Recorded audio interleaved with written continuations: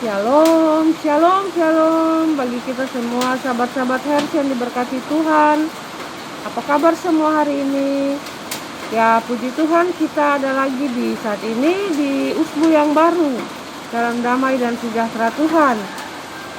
Puji Tuhan untuk nafas kehidupan yang Tuhan masih percayakan dalam hidup kita sampai pada saat ini.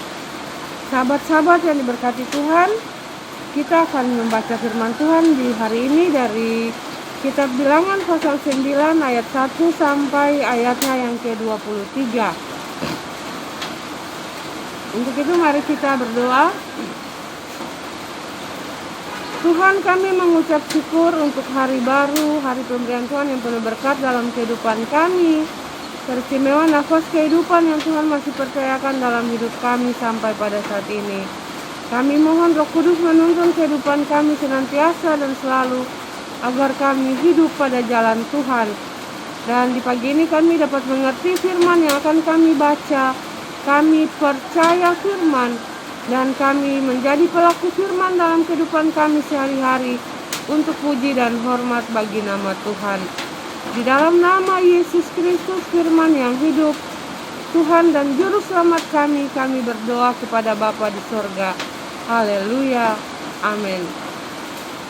Ya, sahabat-sahabat yang diberkati Tuhan, Bilangan pasal 9 ayat 1 sampai ayatnya yang ke-23 yang berbunyi demikian. Ketetapan-ketetapan mengenai perayaan Paskah. Tuhan berfirman kepada Musa di padang gurun Sinai pada bulan yang pertama tahun yang kedua sesudah mereka keluar dari tanah Mesir. Orang Israel harus merayakan Paskah pada waktunya.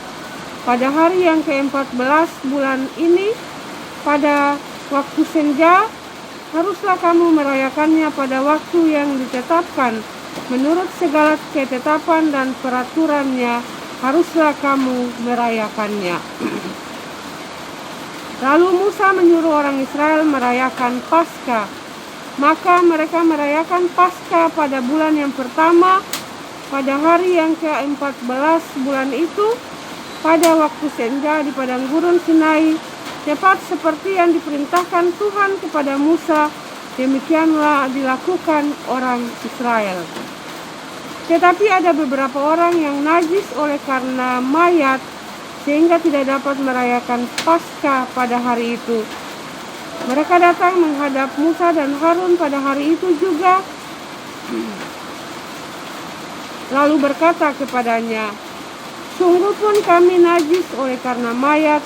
Dengan dasar apakah kami dicegah mempersembahkan persembahan bagi Tuhan di tengah-tengah orang Israel pada waktu yang ditetapkan?"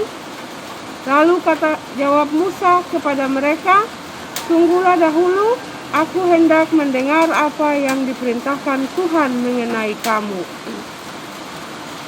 Lalu berfirmanlah Tuhan kepada Musa, "Katakanlah kepada orang Israel, apabila salah seorang dari antara kamu atau keturunanmu najis oleh karena mayat atau berada dalam perjalanan jauh, maka ia harus juga merayakan Paskah bagi Tuhan pada bulan yang kedua, pada hari yang ke-14, pada waktu senja, haruslah orang-orang itu merayakannya, beserta roti yang tidak beragi dan sayur pahit, haruslah mereka memakannya.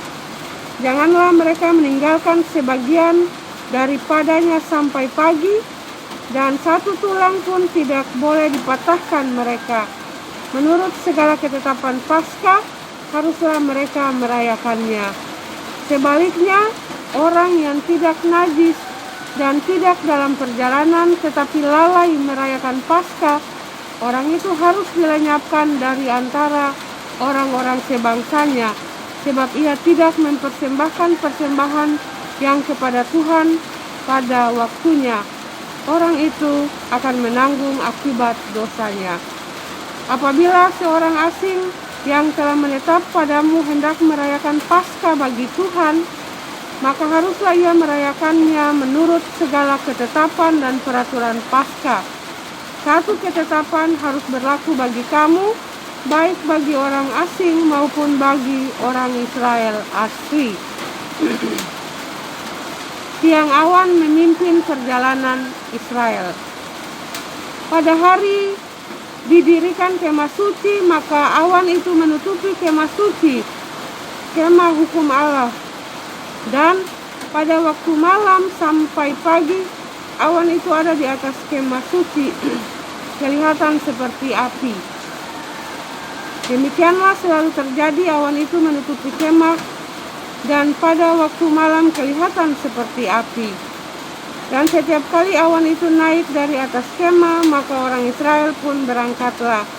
Dan di tempat awan itu diam, di sanalah orang Israel berkemah. Atas titah Tuhan orang Israel berangkat, dan atas titah Tuhan juga mereka berkemah.